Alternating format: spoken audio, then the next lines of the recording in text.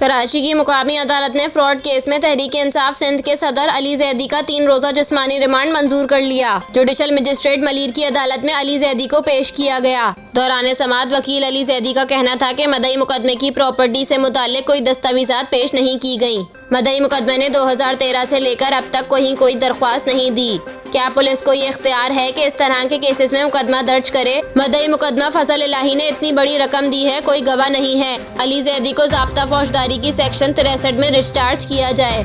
अदालत में बयान देते हुए अली जैदी का कहना था कि मैं इस आदमी से कभी मिला ही नहीं, मैं इस आदमी को जानता नहीं हूँ, मेरे पास इतनी रकम है ही नहीं।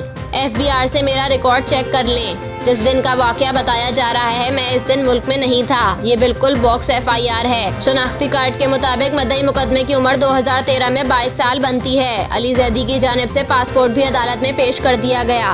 वकील मदई मुकदमे का कहना था कि अली जैदी रियल एस्टेट का काम करते थे। ये इस केस को सियासी इंतकाम बनाने के केस की तरफ ले जा रहे हैं। उन्होंने फाइनेंशियल मर्डर किए हैं। इन्वेस्टिगेशन होनी चाहिए। पता नहीं और किस किस के पैसे खाए हुए हैं। अली जैदी का जिस्मानी रिमांड दिया जाए। अली जैदी का कहना था कि मैंने अगर कोई रकम ली है तो कोई रिकॉर्ड तो होगा। मदई मुकदमे के खिलाफ जालसाजी का केस होना चाहिए। मदई मुकदमे के खिलाफ कार्रवाई का हुक्म दिया जाए। मुझे कल पेश होना चाहिए था, जो नहीं किया गया। पुलिस ने कानून के मुताबिक 24 घंटों में पेश नहीं किया। अदालत ने फ्रॉड केस में अली जैदी का 3 रोज़ा जिस्मानी रिमांड मंजूर करते हुए इन्हें पुलिस के हवाले कर दिया और ज़ाब्ता फौजदारी की सेक्शन 63 के तहत इन्हें केस से डिस्चार्ज करने की दरख्वास्त मुस्तरद कर दी।